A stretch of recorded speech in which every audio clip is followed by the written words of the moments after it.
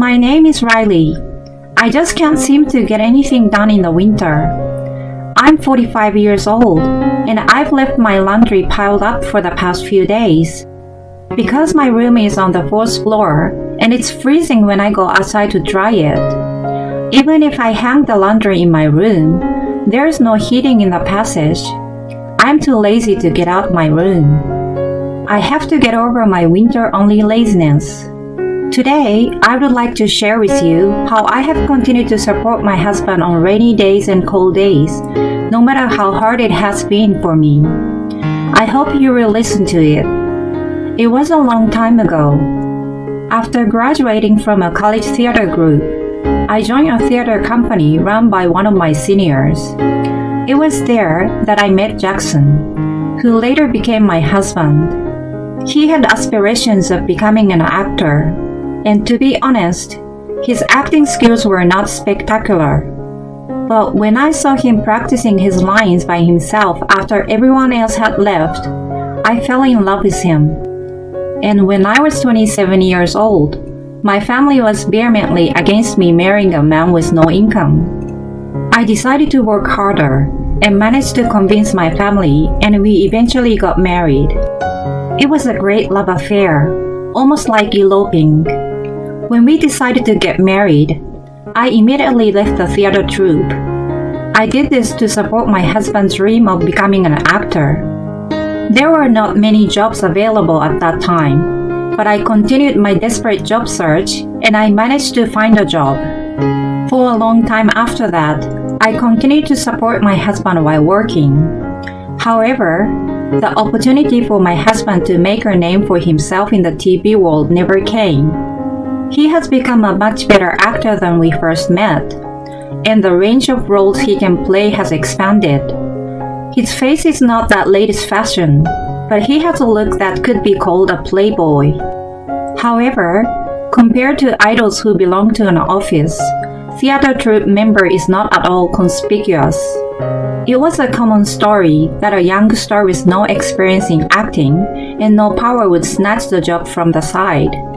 However, after a long and arduous process, a turning point came for my husband. After my college senior, who was the founder of the theater company, quit the company. Before I knew it, he had joined a casting company through an acquaintance in the entertainment business. What is a casting company?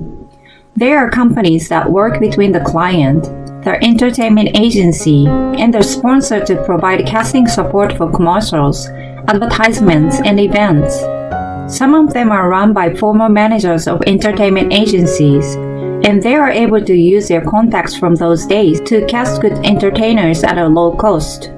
It is a very convenient company in the industry. And of course, the senior staff who worked there had the authority to suggest entertainers to clients and sponsors. Some of you may have already noticed. This senior employee suggested that my husband, who has yet to see the light of day, be used in a local commercial in our area.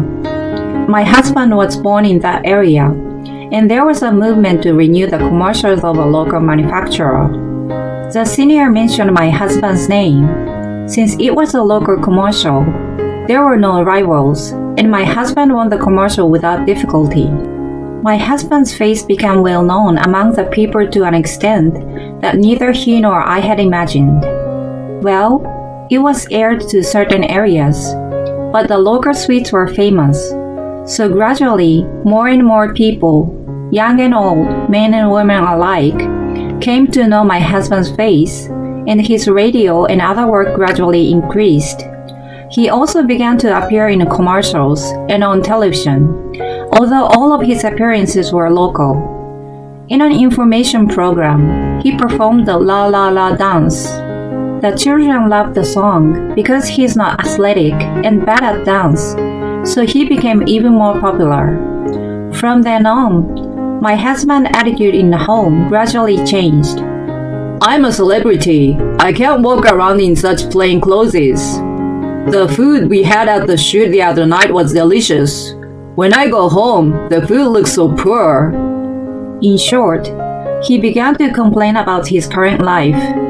By the way, I chose his clothes and I cooked the meals. It was dissatisfaction with the current life, but it could also be taken as dissatisfaction with me. At that time, my husband's income was increasing compared to before. However, since we have been getting by on my income alone, we have almost no savings. I didn't know how long my husband's popularity would last. I was afraid that my husband's popularity would not last long, so we lived frugally and continued to save money. But my husband didn't like that. Why am I, a popular guy in the world, living such a simple life? I felt ashamed, he said to me. I thought he's not that popular, but I decided to tolerate it, and that it may be inevitable that he became big-headed after finally succeeding. It took him a long time to success, so I would tolerate this level of selfishness. If it would motivate my husband, I thought so be it. Then, my husband joined an office and began to work not only in the local area, but also he gradually began to get more and more work in New York. It was like being sold along with a successful star, but he was an added bonus position. But just having your face on TV makes a big difference. Although he was known only to those in the know, my husband's name recognition gradually increased. It was mostly talent work, not acting work as it should have been. But my husband seems to be happy, so I thought it was okay. Then one day, on the day of his appearance at a local event, he told me he was tired and decided to stay at a nearby inn. He did not come back few days. I could understand if he was working in New York, but he could still come home within 40 minutes when it was in his hometown. If he was tired, wouldn't he come home and take a rest? To be honest, I haven't overlooked the fact that my husband is frequently looking at his cell phone these days. He didn't come home even a week ago because he said he had to attend a sponsor's reception. He has been treating me very roughly lately. The other day, he sighed when he saw my face. I'm tired of seeing your face, I was told. I'm pretty sure that my husband has another woman in his life, and more than one. After I became convinced of this, I began to pay closer attention to my husband's movements than ever before.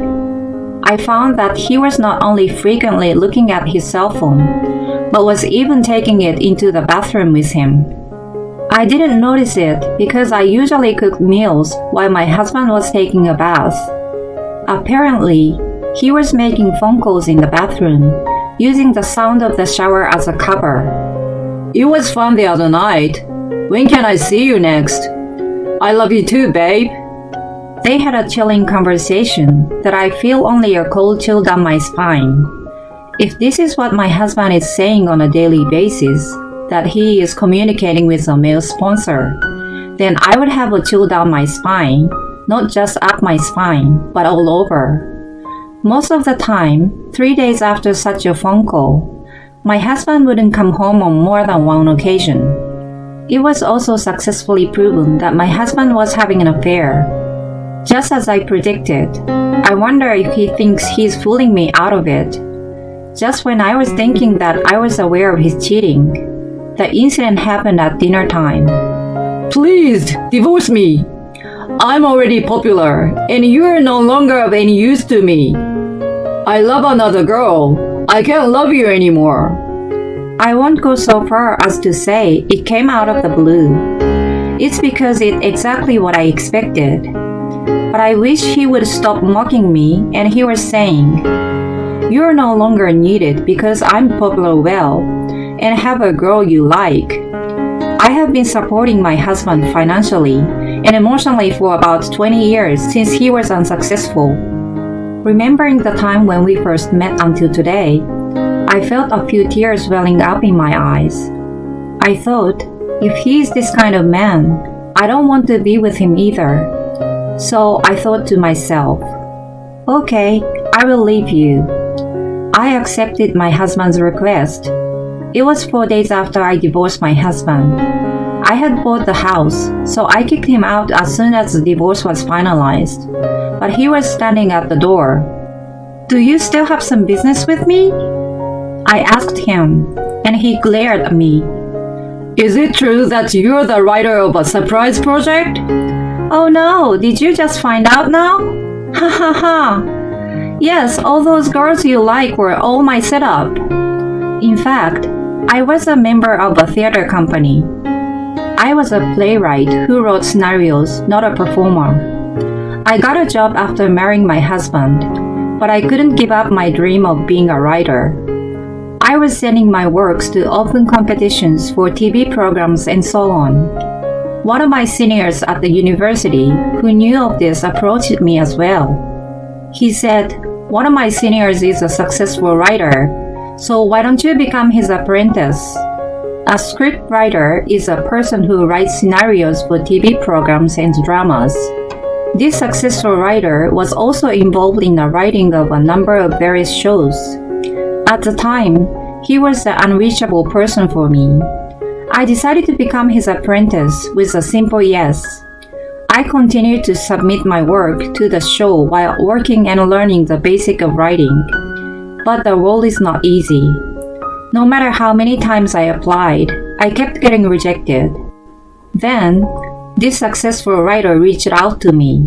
He said, "Why don't you try composing for a local variety show that I'm too busy to work on myself?" Of course, I decided to take the job. One of the programs was a surprise program to trick my husband.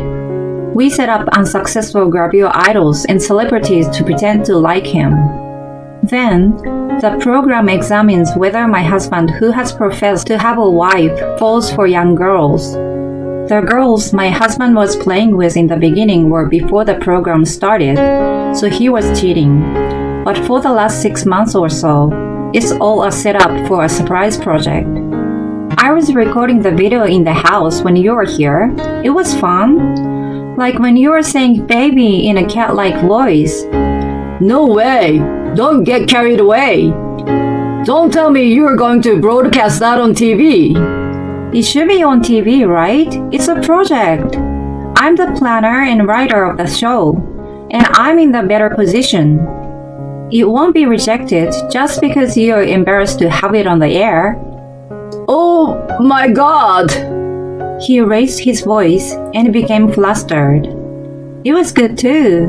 You were saying, Honey, we should play Baby World again. I didn't know you were into that kind of thing. What? Oh, you made that up too?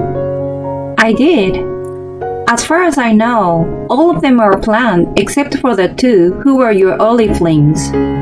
About 9 of them. Were you so happy? And you thought you were popular? I'm sorry. He paused in front of my laughing face. I know what kind of girls you like, so I picked the ones who would hook you. I auditioned and chose them. The producers were in a groove. You were talking with girls in baby talk. Oh, yeah, this one will air too. A love song starting with I for you, honey. Huh? A love song to you that's starting with me. My heated heart is a burning heart. Was it right? We all laughed when we saw that video.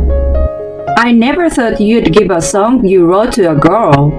Maybe you're more suited to be a comedian than a TV personality. His face turns red as I sang the lyrics to his embarrassing song. My heated heart is a burning heart. Heating means burning too. What a funny collocation you made. Are you under fire for the public already? Are you okay? Sorry. You don't even want to argue with me. Have you turned to ashes? While I was laughing a lot in front of him, he was nodding his head with his eyes full of tears. I'm so embarrassed. Please stop it. I didn't expect that you had such a feeling. But I can't do it. It was really funny. And I will definitely air it. I'm begging you. You have the power to do something about it. I'm still a newbie. I don't have the authority to change the content of the show. It's a good thing to you, and you will be more popular. No, maybe, but that.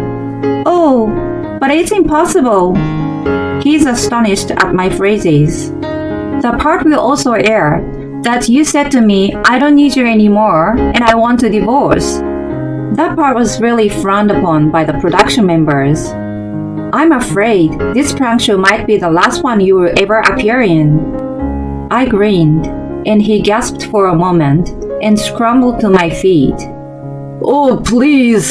I hope you were joking when you agreed to divorce. It was not my fault, so please edit everything. What are you talking about? What? The divorce wasn't a prank. You're the one who originally proposed the divorce. He is immensely surprised when I answer with a straight face. We were in this prank show, so we had a scenario for our actions. But you, the one who is being surprised, don't have a scenario, do you? That's what I mean. You asked for a divorce, so I said yes, and that's all. The producer was overjoyed that the show related to cheating is really funny, and they will air at all costs. We are getting divorced too. I can't believe that after all this time, you still think your own proposed divorce was a prank. You're an idiot. This is my husband though. Whoops. You're my ex-husband already. Oh no, I'm sorry, please, I'm sorry, please reconsider. No, I'm sorry too. I'm sorry for hiding the prank show. I'm going to air it, and I'm getting a divorce, so please accept my apologies. That's not an apology at all. He's upset, but he knew exactly what I mean, and I laughed at him. There was no way I was going to apologize. If he had cheated on me, and it was a prank from the beginning, and I was just taking advantage of the fact that he cheated on me to get revenge. It's not my fault that he cheated on me in the first place. He's an idiot husband of the century. That's what I'm saying, so get the hell out of my house. If you are in front of my house any longer, I'm calling the police. Hey Jackson of La La La Dance, dancing on his knees to his ex-wife in front of the house like that. If you want to be in the headlines, you can stay there. When I said that much, his face turned blue again and he said, All right, I'm leaving. He picked up the package he dropped on the ground. The husband left with a look of a defeated villain's back.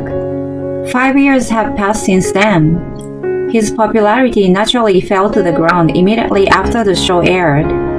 He was not that popular in New York, but bad publicity often spreads. This show even led to an increase in the number of people who knew him. Well, the people who knew my ex-husband hated him across the board. He has completely fallen on hard times, said to me, Give me your job with your power. I told him that I would never give him a chance no matter what, and I deleted his number. It seems that there are no more programs featuring him at all. As people on the internet say, they change the channel when he appears on TV and don't want to see his face. He was fired by his agency as soon as his contract with them expired. Because his face is so well known, he's being chased by reporters, and even if he changed jobs, he could not continue, so he remains unemployed. Some of the jobs seems to have incurred penalties, and since the office would not accept it, so it became his debt.